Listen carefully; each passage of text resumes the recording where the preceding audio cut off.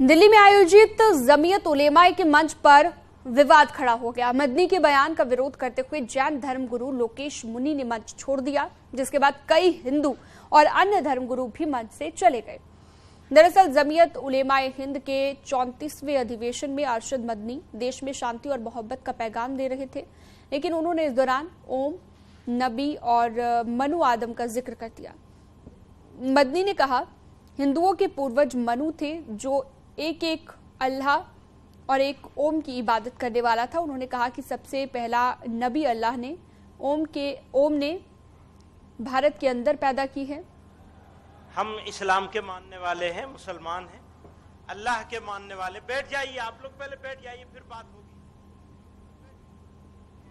तो देख सकते हैं तस्वीरें आप, कई धर्मगुरुओं ने मंच छोड़ दिया। जमीयत उलेमा के मंच पर यह विवाद हुआ है, किस तरह से मंच छोड़कर जाते हुए ये नजर आए। अरशद मदनी के बयान पर दरअसल विवाद हुआ और विवाद आप देख सकते हैं जैन धर्म गुरु आपत्ति जाहिर करते दिखे।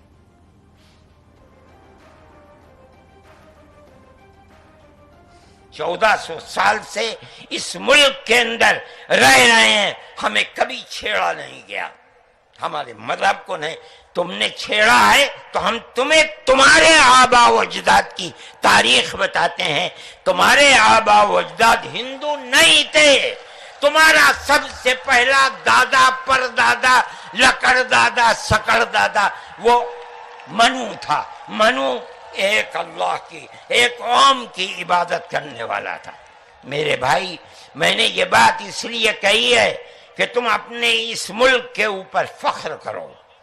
जिस तरह आखिरी नबी अरब में पैदा किया, हर मुसलमान को समझना चाहिए कि सबसे पहला नबी अल्लाह ने, ओम ने इस दुनिया के अंदर, इसी भारत की धरती के अंदर पैदा किया है। सारी नस्लें यहीं से चली हैं। अपने इस मुल्क से मोहब्बत रखो। तो हमारे स्वामी चिदानंद सरस्वती जी महाराज ने की एक माहौल बनाया, मैंने भी अपने विचार रखे।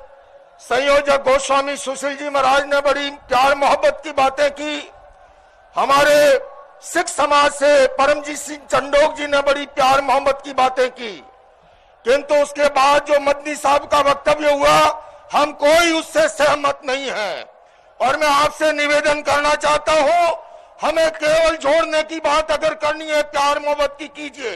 ये जितनी कहानी सुनाई है, अल्लाह, मन्नू, ये वो, उससे 4 गुना कहानी मैं सुना सकता हूं। मैं मदनी साहब, आप मेरे पिता तुल्य हैं, मैं आपको दावत देता हूं शास्त्रार्थ के लिए।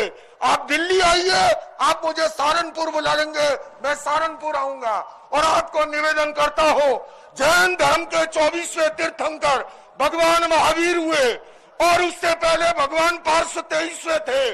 और इष्टनेमी जो है योगीराज कृष्ण के चचेरे भाई थे। किंतु याद रखिए, उससे पहले तीर्थंकर भगवान ऋषभ थे, जिनके पुत्र भरत और बाहुबली के आधार पर इस भारत देश का नाम पड़ा है। आप ऐसे नहीं मिटा सकते। आपने जो बात कही है, मैं सहमत नहीं हूं, और मेरे सारे सर्वधर्म के संत कोई इससे सहमत नहीं है। हम केवल सहमत हैं, आपस में मिलजुल के रहे, प्यार से रहे, मोहब्बत से रहे।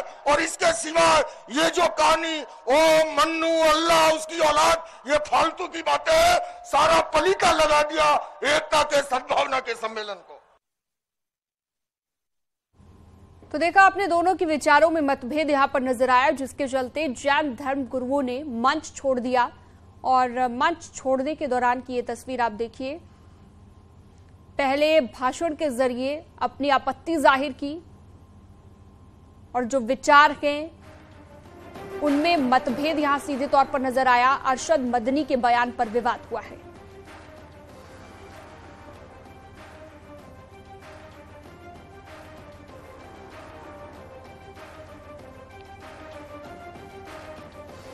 तो कई धर्म गुरुओं ने मंच छोड़ दिया, और मंच छोड़ने के दौरान की ये तस्वीर भी आप देखिए। जैन मुनि ने बयान का विरोध किया, और विरोध करने के साथ ही हनुमानगढ़ी के महंत राजूदास जी हमारे साथ जुड़ गए हैं।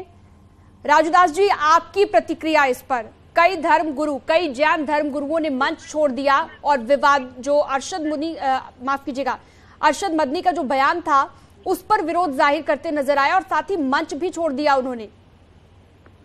मैं पहली बात तो मैं मौलाना मदनी का भाषा है उसका पुरजोर विरोध करता हूँ, निंदा करता हूँ। वही मदनी है जिनके पूर्वज बुजदिल थे, उनके पूर्वजों ने तलवार के नोक पर तलवार पहन लिया। इस्लाम मैं धर्म का विरोधी नहीं हूँ, लेकिन इस्लाम की जो कट्टरता भाव है, उसकी मानसिकता है, उस मानसिकता के बल पर पूरे हिंदुस्तान नहीं अपितु पूरे विश्व में इस्लाम का प्रचार प्रसार हुआ। आप देखो कि उन्होंने कहा कि पहले आदम आए। सनातन संस्कृति करोड़ों अरबों वर्ष पूर्व में आई है, अभी ज्यादा दिन नहीं हुआ है। भगवान श्री कृष्ण 5000 वर्ष पूर्व गीता का उपदेश देकर गए।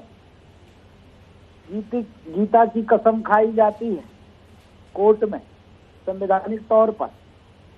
मैं मौलाना मदनी से पूछना चाहता हूँ कि अगर तुम मानते हो कि तुम्हारे पूर्वज एक हैं, तो फिर मुझको काफिर क्यों कहते हो?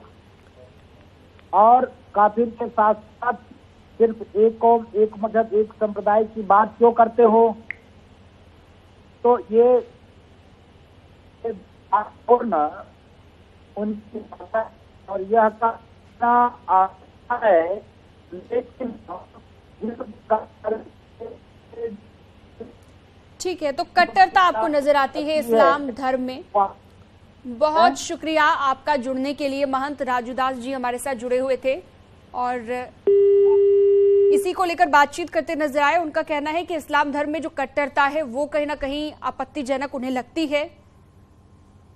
दिल्ली से खुर्रम शहजाद हमारे साथ जुड़ गए हैं, हमारे सहयोगी। ज्यादा जानकारी और बातचीत के लिए खुर्रम शहजाद, जिस तरह से हमने देखा कि अरशद मदनी के बयान को लेकर हंगामा हुआ, मोहन भागवत को न सिर्फ उन्हें लेकर उन्होंने यहाँ पर विवादित बात कही और साथ ही साथ विचारों में जो मतभेद नजर आया, जमीयत उलेमा के मंच पर यह विवाद किस ओर संकेत करता है, क्या दर्शाता है?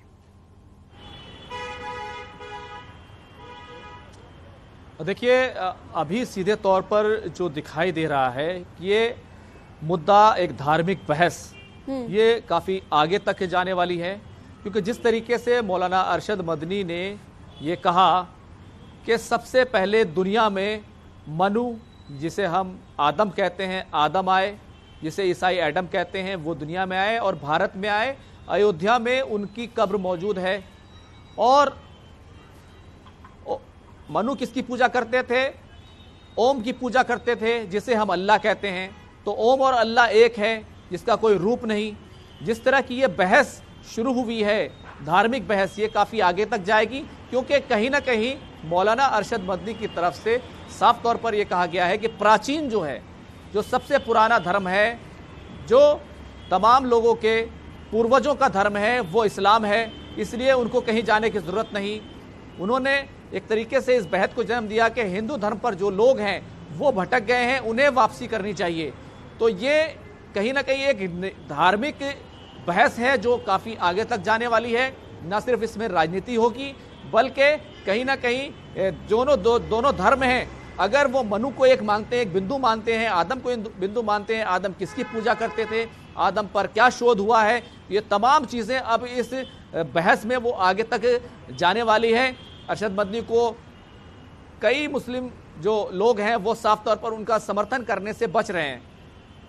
कई धर्मगुरु जो हिंदू हैं, खासतौर से आचार्य लोकेश मुनि जिस तरीके से छोड़ कर गए, उन्होंने कहा कि वो इसको नहीं मानते, क्योंकि जैनियों के जो तीर्थ थिंकर हैं वो अलग हैं और उनके जो गुरु हैं, उनके जो भगवान हैं, भगवान महावीर जैन, वो इस बहस में नहीं आते, वो कहीं पर इसमें नहीं है। इसलिए उनके साथ तकरीबन आधा दर्जन के लगभग जो धर्मगुरु आए हुए थे रामलीला मैदान में, वो छोड़कर चले गए।